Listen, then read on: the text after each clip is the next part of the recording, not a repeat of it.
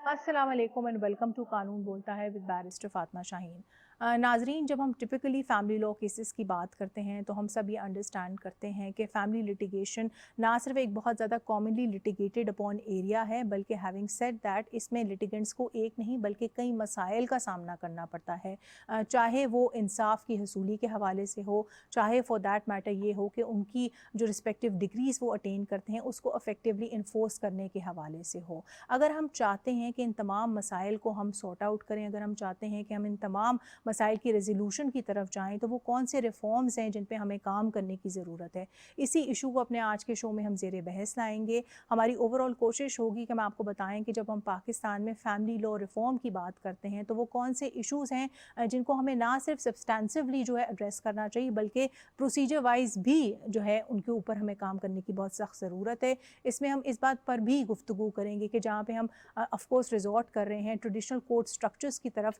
वहाँ पे एडीआर भी इस्तेमाल हो सकता है इस तरह के प्रॉब्लम्स को एक वायबल तरीके से सॉल्व करने के लिए। इन तमाम इशूज़ पे बात होगी और इन पे बात करने के लिए मेरे साथ स्टूडियो में मौजूद हैं मिस हुमा एजाज, जो कि सीनियर एडवोकेट हैं। अस्सलाम वालेकुम जी, वेलकम टू द शो। उनके साथ तशरीफ़ फरमा है राना रिजवान हुसैन साहब, जो कि एडवोकेट हैं हाई कोर्ट के। अस्सलाम वालेकुम जी, welcome to the show. And via telephone line हमें ज्वाइन करेंगी मैडम जस्टिस रिटायर्ड नासरा इकबाल साहिबा, जो कि साबिक जज रह चुकी हैं लाहौर हाई कोर्ट की। अस्सलाम वालेकुम madam and welcome to the show. Madam, मैं चाहूँगी प्रोग्राम की शुरुआत जो है हम आपसे करें। अगर मैं कुछ जजमेंट्स का हवाला दूं तो आपको याद होगा एक बहुत लैंडमार्क जजमेंट आई थी साइमा वहीद के नाम से, जिसमें पहली दफ़ा सुप्रीम कोर्ट ऑफ पाकिस्तान ने कहा था कि एक खातून के पास जो है वो ये राइट है कि वो अपनी मर्ज़ी से शादी करे और इसके लिए ज़रूरी नहीं है कि वो अपनी वली की परमिशन जो है वो सीख करे। इसी तरह से खुर्शीद बीबी का जो है केस है, उसने भी खुला के कॉन्टोर्स को डिफ़ाइन किया था। ओवरऑल हमने बाय एंड लार्ज देखा है कि जजेस ने time and again women rights को अपहोल्ड किया है, मोर particularly in family law cases. लेकिन ओवरऑल आप इस एवोल्यूशन को किस तरह से देखती हैं और आप क्यों समझती हैं कि यहाँ पे पाकिस्तानी जुडिशरी जो है उसने एक बहुत अहम किरदार अदा किया है फैमिली लॉज को in favour of women redefine करने में? यकीनन ये बहुत सारा हुआ है। फैमिली लॉ जो है इसने पेशरफ्त की है पार्टीशन के बाद, पाकिस्तान के बनने के बाद, क्योंकि खवातीन को तो इंसान समझा ही नहीं जाता था पहले माशरे में, और इस्लाम में जो उनको हुकूक दिए हुए उनको मैं समझती हूँ पाकिस्तानी अदालतों ने उसके ऊपर अपना बुनियाद रख के तो बहुत से हुकूक अदालतों के जरिए औरतों को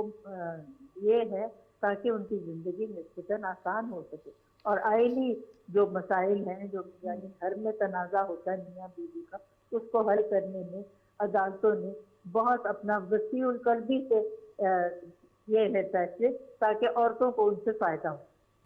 जी बिल्कुल मैडम, और इसमें हमने ये भी देखा है कि यहाँ तक जजमेंट्स आई हैं जहाँ पे बड़ी कैटेगोरिकली कहा गया है कि आप ये एम करें कि आप खातून लिटिगेंट जो हैं उनको फैसिलिटेट करें। जिस तरह के मिसाल के तौर पे आपको याद होगा एक बड़ी लैंडमार्क जजमेंट आई थी जिसमें बड़े क्लियरली कहा गया था कि आप सूट्स भी वहीं पर जो है इनिशिएट करें, उनको फाइल करें जहाँ पर खातून जो है wife so to speak resided करती है। लेकिन मूविंग ऑन, एक और सवाल जो मैं आपसे पूछना चाहूँगी वो ये पूछना चाहूँगी कि एक इशू जो हम बार बार देखते हैं फैमिली लॉ केसेस में आता है वो है चाइल्ड कस्टडी लिटिगेशन का। इस हवाले से एक कंसर्न जो नॉन कस्टोडियल पेरेंट्स की तरफ से रेस किया जाता है वो ये किया जाता है कि उनको उनके बच्चों से बड़े लंबे टाइम के लिए, जितने भी टाइम की लिटिगेशन होती है, महरूम कर दिया जाता है। तो ऐसे केसेस में आप क्या समझती हैं कि हम किस तरह से इस प्रॉब्लम को जो है ओवरकम कर सकते हैं? क्या हमें ज़रूरत है कि हम अपनी विजिटेशन राइट्स के स्केड्यूल्स जो हैं उनको ज़्यादा स्ट्रिक्टली स्टेंसो जो है वो इन्फोर्स करें, या आप समझती हैं कि एक जनरल टिल्ट जो कि दुनिया में बाकी ममालिक में भी है टूवर्ड्स शेयर पेरेंटिंग वो होना चाहिए?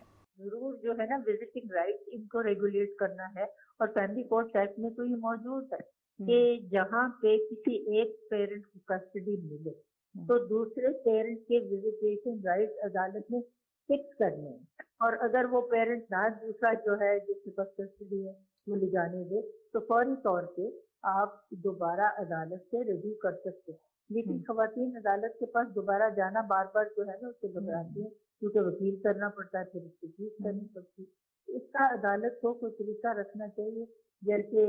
एक मेंबर इंस्पेक्शन टीम होता है फैमिली कोर्ट में भी होना चाहिए कि जिसको किसी फैमिली या आइली मसले के बारे में शिकायत हो वो वहाँ आए और कहे जी ये अदालत ने मुझे फैसला दिया था और ये उससे अमल नहीं कर रहे। ऐसा कोई नहीं है फैमिली कोर्ट में गुंजाइश के अलहदा कोई वहाँ बैठा हो जो इस बात को मॉनिटर कर सके। اور ہر عدالت میں ہونا چاہیے. ایک اور ایشو ہے جس پہ میں آپ کا ویو پوائنٹ لینا چاہوں گی وہ یہ ہے کہ جب ہم پولیگمی کی بات کرتے ہیں تو ہم یہ انڈرسٹینڈ کرتے ہیں کہ مسلم فیملی لا آرڈیننس میں یہ بڑے ایک واضح طور پہ کہا گیا ہے کہ جب بھی کوئی شخص دوسری یا تیسری شادی کرے تو اس کے لیے ایک طریقہ کار جو ہے وہ دیا گیا ہے. اس کے لیے ضروری ہے کہ وہ آربیٹریشن کاؤنسل کی اجازت لے اور وہ بھی ایک پرٹیکولر پروسیجر فالو کر کے. لیکن ان پریکٹس جب ہم دیکھتے ہیں تو انفارچونیٹلی ہم دیکھتے ہیں کہ اس پروویژن کی جو ہے امپلیمنٹیشن نہیں ہوتی. تو آپ کیا سجیسٹ کرتی ہیں کہ اس کی امپلیمنٹیشن کو زیادہ مؤثر بنانے کے لیے وہ کون سے اقدامات ہیں جو کہ ہمیں لینے کی سخت ضرورت ہے؟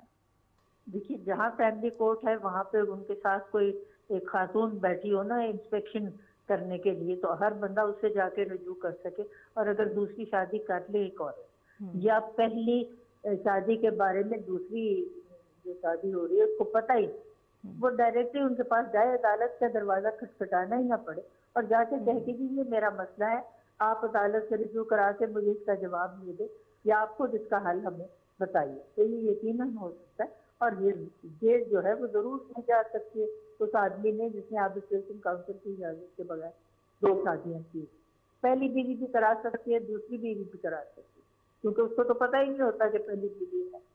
جی بالکل میڈم, جس میں آپ کی طرف آؤں گی. میڈم میں چاہوں گی آپ بھی مزید اس میں اپنی جو ہے ہمیں رائے دیں. جب ہم بات کر رہے ہیں اس پروویژن کو اسٹرکٹو سینسو انفورس کرنے کی تو آپ کو نہیں لگتا بائی ورچیو آف دس نکاح رجسٹرارس کے اوپر بھی ایک بہت امپورٹنٹ رسپانسبلٹی عائد ہوتی ہے؟ بالکل ہے جی. پہلی تو یہ ہے کہ اگر اس کو انفورس کیا جائے جو کیا گیا تھا 1-2 مہینے کی کسی کو اس میں سزا ہو چکی ہے, پھر 2020 میں فائن کیا گیا ہے کہ اور جو ڈاور لکھا تھا وہ پرومپٹلی انہوں نے کہا پیبل ہے اور اگر وائف کو ڈیورس چاہیے تو وہ بھی لے سکتی ہے. لیکن جو امپریزنمنٹ کی تھی وہ actually it's a criminal offence. آپ کمپلینٹ کرا سکتے ہیں, آپ کے خلاف FIR ہو سکتی ہے, آپ جیل جا سکتے ہیں کیونکہ آپ نے پرمیشن ایز پر جو آپ کو پروسیجر بتایا اس میں پروسیجر کے سٹیپس دیے ہیں اور اگر ایک سٹیپ مس کرتے ہیں تو اس کا بھی پینلٹی ہے کہ آپ کو رجسٹرار کے جانا ہے, آپ نے ریزن لکھنا ہے, پھر آپ کی وہ وائف کی رضامندی لے گا کہ آپ کے اوپر کوئی کوورژن تو نہیں ہے, کوئی فورس تو نہیں ہے, اور ریزنز بھی ہونے چاہیے, بالکل ان کے وداؤٹ ریزن بھی نہیں کر سکتے. اور ریزن بھی ایسے نہیں کہ فریولس ہوں, کوجنٹ اور ریزنز وہ ہونے چاہیے. باقاعدہ ریٹن پرمیشن ہوتی ہے جس کے بعد وہ ایک کانٹریکٹ نئی شادی نکاح کر سکتا ہے. اور کوئی رجسٹرار جب تک وہ ریٹن پرمیشن نہ آئے نکاح رجسٹرار نکاح نہیں پڑھا سکتا. مینٹیننس کے کیسز میں ایگزیکیوشن آف ڈگری کا بھی ایک بہت پرٹیننٹ ایشو ہے جس پہ میں چاہوں گی آپ ہمیں بتائیں پوسٹ ڈیورس ایشوز کے بارے میں, بیکاز آپ اس پہ کافی عرصے سے کام بھی کر رہی ہیں. تو پوسٹ ڈیورس کی جب ہم بات کرتے ہیں خاص طور پہ خواتین کے ویو پوائنٹ سے تو ہم یہ دیکھتے ہیں کہ ایز پر دا لا ان کے رائٹس ٹو کلیم مینٹیننس وہ بہت زیادہ محدود ہیں. عدت کے پیریڈ کے دورانیے میں وہ کر سکتی ہیں یا اگر تو وہ ایکسپیکٹ کر رہی ہیں تو till the time of the delivery of the child. اسی طرح سے جہاں پہ ان کے کلیم کی بات آتی ہے ٹو دا میٹریمونیل ایسٹس وہ ہمارا قانون اس کو ریکگنائز نہیں کرتا. تو یہاں پہ نہیں آپ کو لگتا ہے کہ ہمیں تبدیلی لانے کی ضرورت ہے؟ بیکاز ایک خاتون جس نے اپنی پوری زندگی دے دی ہو کام کر کر, آپ کیسے قانون میں اس کی جو ہے اس سارے ہارڈ ورک کو ریکگنائز نہیں کرے جب ڈیورس ہوتی ہے؟ 1956 میں ہسٹری میں جائیں تو پاکستان کا ایک کمیشن بنا تھا, law commission for women rights and marriage and rights in marriage. تو اس میں یہ ڈٹرمن کیا گیا تھا, اس میں یہ ایک پوائنٹ لکھا گیا تھا کہ آپ یہ دیکھیں کہ ان عورتوں کو جنہوں نے اتنے سال اپنی شادیوں میں گزارے ہیں ان کو کچھ کمپنسیشن ملی جائے, which is not حق مہر,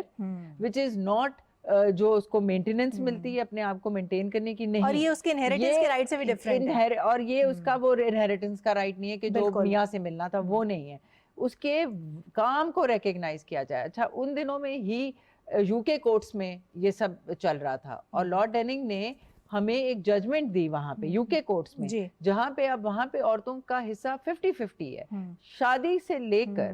جو آپ آخر تک بنائیں گے جب تک آپ ساتھ ہیں اس میں وہ کہتے ہیں کہ عورتوں کے اتنے ہی کنٹریبیوشن ہیں جتنی ایک مرد کی ہے, اس لیے جو بھی بنائے گا مرد چاہے اپنے نام پہ بنائے عورت کے نام پہ بنائے دونوں 50-50 ہے. آپ کی طرف آؤں گی سر, آپ سے بیسیکلی جاننا چاہوں گی کہ جب ہم بات کرتے ہیں ڈسپیوٹ ریزولوشن کی اور جب ہم کہتے ہیں کہ ہم نے ایم کرنا ہے کہ ہم ڈسپیوٹس کو ایک زیادہ ایفیشینٹ طریقے سے ریزولو کریں, تو اس میں ہم یہ بھی انڈرسٹینڈ کرتے ہیں کہ ADR کا جو ہے ایک بہت امپورٹنٹ کردار ہے. اینڈ اس حوالے سے جہاں پہ ہم فیملی لا ڈسپیوٹس کی بات کرتے ہیں تو میں اسپیسیفک حوالہ دینا چاہوں گی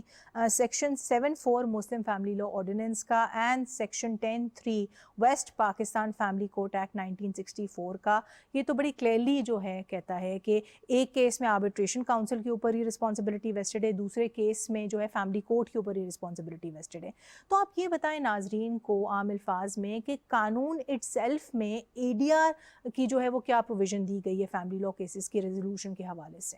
یہ دو پروینس تو وہ ہیں جن کا آپ نے حوالہ دیا. ان میں ایک کے بیچ میں جو ہے وہ آربیٹریشن کاؤنسل جو ہے وہ ڈسپیوٹ کو ریزالو کرنے کی کوشش کرتی ہے, اور دوسری پروین کے تحت جو فیملی کورٹ ہے وہ پری ٹرائل پروسیڈنگز کے ریکنسلیٹری پروسیڈنگز کے بیچ میں پارٹیز کے ڈسپیوٹ کو ریزالو کرنے کی کوشش کرتی ہے. اس کے علاوہ پارٹیز کے پاس اگر کوئی آپشن موجود ہے تو وہ ایک قانون ہے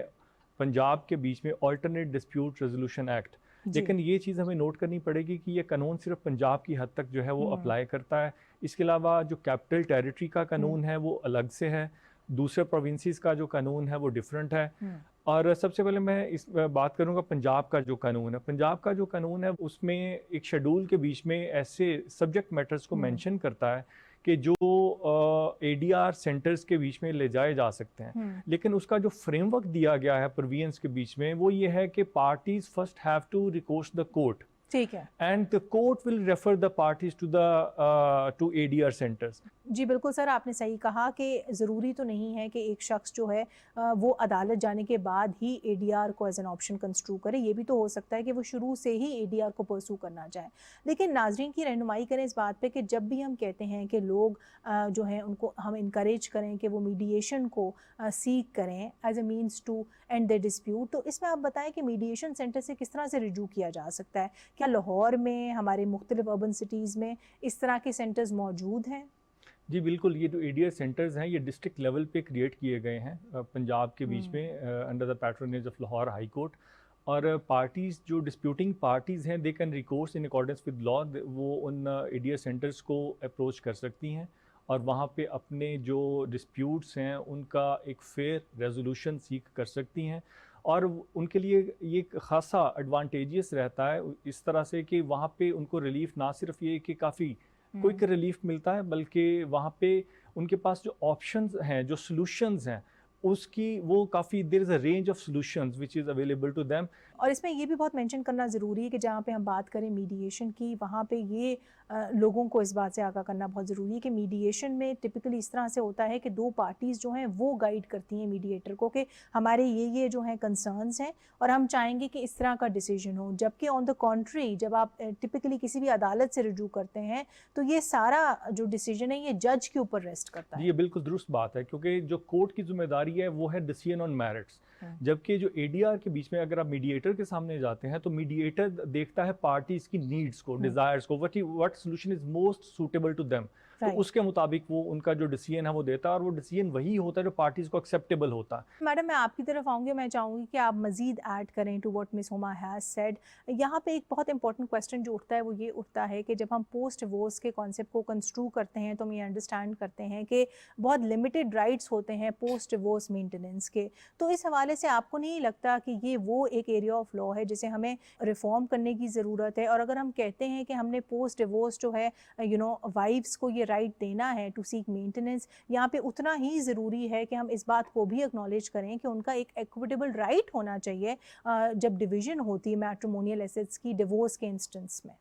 یقیناً آپ صحیح فرما رہی ہیں, اور اس کا بڑا landmark case Indian jurisdiction میں تو ہے شہناز بیگم, اور اس میں یہ تھا کہ ایک آدمی نے اپنی بیوی کو طلاق دے دی تھی, اس کو خرچہ نہیں دیتا تھا, سڑک پہ بیٹھ کے بھیک مانگتی تھی. تو بھیک مانگنے سے اس کو روکنے کا یہی طریقہ تھا کہ وہ اس کو دے ماسا یا متا جو بھی اس کو کہتے ہیں, post divorce maintenance unless and until she marries again. اب ہمارے لاء میں بھی یہ پریسیڈنٹ ہونا چاہیے, اور میں سمجھتی ہوں کہ کہیں کہیں شاید استعمال کرنے کی کوشش کی جا رہی ہے, لیکن زیادہ بولڈ اور کریجس ہونا چاہیے ججز بیٹھے ہوئے, خاص طور پہ جو خواتین جن کو اس کو رن کرتی ہیں, وہاں یہ ویمنس پروٹیکشن کا حصہ ہے کہ عورت کیوں بیٹھ کے مانگے اگر خامد اس کو بغیر وجہ سے بڑھاپے میں طلاق دے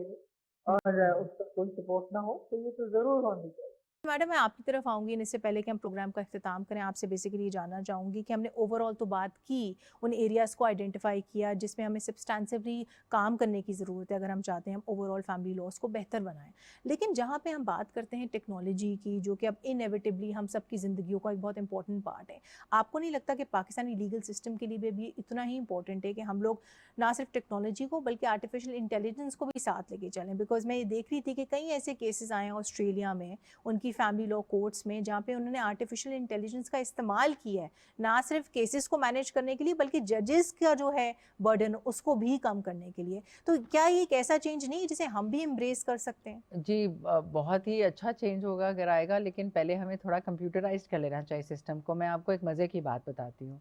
हमारे क्लाइंट थे जी, उन्होंने केसेस यहाँ भी फाइल किए हुए थे और उन्होंने यहाँ पे ऑर्डर्स हुए हुए हैं उनके खिलाफ। उन्होंने एक फ्रेश केसेस किसी और जुरिस्डिक्शन में, किसी पिंडी के आगे, किसी कस्बे में किए हुए फाइल, और हमें वो बाद में पता चले और वहाँ से ऑर्डर्स भी ले लिए।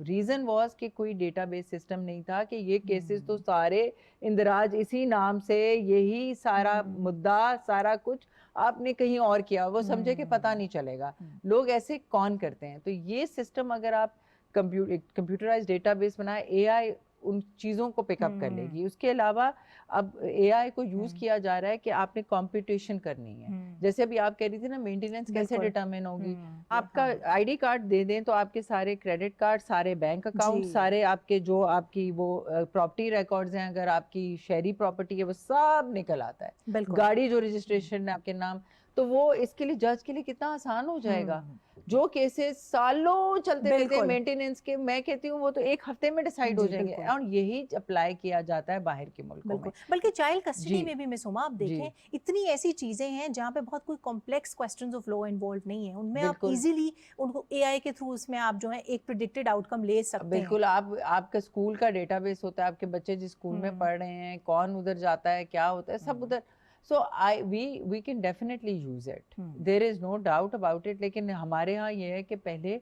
उसको पूरा डेटाबेस तो लेके हैं। अभी आप यकीन जाने हम लोग तो कंप्यूटराइज्ड भी नहीं है। राइट मैडम, जिस पे मैं आपकी तरफ आऊँगी इससे पहले कि हम शो को कंक्लूड करें, आपसे बेसिकली जानना चाहूँगी कि जहाँ पे हमने ओवरऑल बात की कि एडीआर भी एक बहुत अच्छा ऑप्शन है जहाँ पे आप चाहते हैं कि आपके फैमिली लॉ से रिलेटेड डिस्प्यूट्स जो हैं वो जल्द अज जल्द सॉल्व हों, वहाँ पे आपको नहीं लगता कि इसको मज़ीद स्ट्रेंथन करने के लिए बार का एक बहुत इंपॉर्टेंट रोल है? बिकॉज अगर हम देखें तो वर्ल्ड वाइड, अमेरिका की अगर आप एग्जाम्पल देखें तो अमेरिकन बार एसोसिएशन ने एडीआर पे बहुत ज़्यादा काम किया है, वहाँ पे बहुत स्ट्रेंथन किया जाता है इसको, यहाँ तक कि फैमिली लॉयर्स जो हैं उनको एडिशनल ट्रेनिंग दी जाती है कि वो क्वालिफाइड मीडिएटर्स भी बने। मैं ये समझता हूँ कि जैसे ही फैमिली लेवल पे हस्बैंड वाइफ के बीच में जो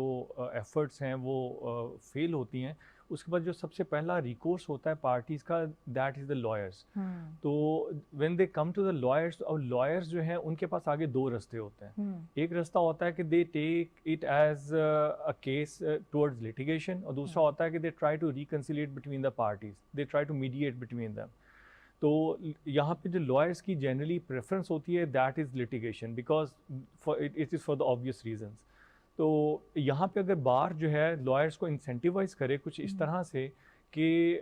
उनको कुछ रिवॉर्ड करें, अगर इस तरह के अगर वो रिवॉर्ड ना भी करे रिजवान साहब, अगर सर्टिफिकेट्स जिनको जारी हो जाए, उनकी रिकग्निशन हो जाए, तो वो भी this will add to their CV. Even अगर उनकी सीनियरिटी के पॉइंट्स के बीच में ये कैलकुलेट हो जाए उसी तरह से जिस तरह से रिपोर्टेड जजमेंट्स जो हैं for eligibility of supreme court जो है वो काउंट होती हैं, तो इस तरह के किसी भी तरह के कोई और फार्मूलाज के तहत भी कोई जो इंसेंटिव्स है वो लॉयर्स को दिए जा सकते हैं। तो लॉयर्स जो हैं वो प्री ट्रायल स्टेज पे पूरी कोशिश करेंगे कि पार्टीज के डिस्प्यूट को वहीं पे रिजॉल्व किया जाए, ताकि लॉयर्स का भी बेनिफिट और पार्टीज भी उसमें से जो है वो बेनिफिट करें। बिल्कुल, इसमें हमें पब्लिक अवेयरनेस क्रिएट करने की बहुत ज़्यादा ज़रूरत है। बहुत दफ़ा लोगों को इस बात का पता ही नहीं होता कि उनके पास एक आउट ऑफ कोर्ट मैकेनिज्म भी मौजूद है जिसे वो बड़े आसानी से रुजू कर सकते हैं। जिसमें मैडम मैं आपकी तरफ आऊँगी, इससे पहले कि हम शो का अख्तिताम करें, आपसे जानना चाहूँगी जहाँ पे हमने ओवरऑल एक तफसीली गुफ्तगू की अबाउट द वेरियस एरियाज़ जहाँ पे हमें रिफॉर्म लाने की ज़रूरत है, वहाँ पे आपको नहीं लगता मैडम एज अ फॉर्मर जज योरसेल्फ हमें ये भी बात इंश्योर करने की ज़रूरत है कि ज़्यादा फीमेल रिप्रेजेंटेशन हो हमारे लीगल प्रोफेशन में, एंड सिर्फ लीगल प्रोफेशन में नहीं बल्कि एडमिनिस्ट्रेटिव ऑफ जस्टिस सिस्टम में भी, चाहे वो जजेस के पार्ट पे हो, चाहे वो पुलिस पर्सनल के हवाले से हो, चाहे वो फॉर दैट मैटर ज़्यादा फीमेल कोर्ट स्टाफ हो? आपने बिल्कुल सही फरमाया, عورتوں کی نمائندگی ہر شعبے میں چاہیے، لیکن مردوں کی دنیا ہے، پہلے مردوں کو یہ شعور دلانا ہے کہ عورتوں کی نمائندگی کے بغیر زندگی کامیاب نہیں ہو سکتی، مردوں کی بھی نہیں ہو سکتی۔ جب ان کو اس بات کا احساس ہوگا تو پھر یقیناً عورتوں کی نمائندگی ہم زیادہ کر سکیں گے۔ فیملی کورٹ میں تو ہے ہی ہے، اور یہ جہاں تک ڈسپیوٹ ریزولوشن کی بات ہے نا، آلٹرنیٹ فیملی کورٹ ایکٹ میں لکھا ہوا ہے کہ پہلے جج ان کو موقع دے گا آپس میں تجزیہ کرنے کے لیے، لیکن اس قسم کا ہمارے پاس ایک علیحدہ ادارہ نہیں جہاں مرد اور عورت آپس میں مل کے تجزیہ بات کا کر لیں۔ اور اگر یہ سیٹ اپ ہو جائے تو یہ بہترین طریقہ ہے کہ جو خاندانی ہیں اس طرح کے آپس میں بحث مباحثے یا اختلافات وہ حل ہو جائیں بغیر عدالت کو رجوع کیے۔ تو ایک فیملی آربیٹریشن سیل کہہ لیں یا ایک محکمہ کہہ لیں جہاں مرد اور عورتیں رجوع کر سکیں اور ان کے زیادہ آسانی سے مسائل حل کر سکیں، اور یہ ویمنس پروٹیکشن ایکٹ کا حصہ ہو سکتا ہے، فیملی کورٹ ایکٹ کا تو پہلے ہی ہے، لیکن یہ شعبہ علیحدہ ہونا ضروری ہے۔ رائٹ میڈم، اور اسی نوٹ پہ اپنے آج کے پروگرام کا اختتام کریں گے۔ تھینک یو سو مچ مس ہما، تھینک یو سو مچ رضوان صاحب، and thank you so much madam, آپ تینوں کی تشریف آوری کا بہت بہت شکریہ۔ جی ناظرین، آپ نے آج کا ہمارا یہ شو دیکھا جس میں ہماری یہ کوشش تھی کہ ہم اوور آل آپ کو بتائیں کہ جب ہم پاکستان میں فیملی لاز کی بات کرتے ہیں تو یہاں پر کیا وہ سبسٹانسیو ایشوز ہیں جو کہ ایگزسٹ کرتے ہیں۔ ہم نے آپ کو یہ بھی بتایا کہ اس حوالے سے بہت امپورٹنٹ ہے کہ نہ صرف ہم یہ انشور کریں کہ چائلڈ کسٹڈی لیٹیگیشن کا جو ٹائم پیریڈ ہے اس کو کم کیا جائے، بلکہ اس حوالے سے جو کنسرن سامنے آتے ہیں نان کسٹوڈیل پیرنٹس کے، ان کو بھی لیجیٹیمیٹلی سو ایڈریس کریں۔ اس حوالے سے یہ بھی بہت امپورٹنٹ ہے کہ جب ہم بات کرتے ہیں خواتین کے پوسٹ ڈیورس مینٹیننس رائٹ کی، یہ بھی ایک ایشو ہے جس پہ ڈیفینیٹلی کام ہونے کی ضرورت ہے۔ اگر ہم چاہتے ہیں کہ ہم اوور آل اپنے فیملی لاز کو بہتر بنائیں تو یہ بہت امپورٹنٹ ہے کہ اس حوالے سے ہم ADR کو بھی اسٹرینتھن کریں تاکہ وہ لوگ جو کہ عدالتوں تک نہیں جا سکتے یا نہیں جانا چاہتے، ان کے پاس ایک آلٹرنیٹیو طریقہ ہو اپنے کیس کی سنوائی کروانے کا۔ آج کے لیے اتنا ہی، اگلے ہفتے تک کے لیے اپنی میزبان فاطمہ شاہین کو اجازت دیں، اپنا بہت سارا خیال رکھیں، خدا حافظ۔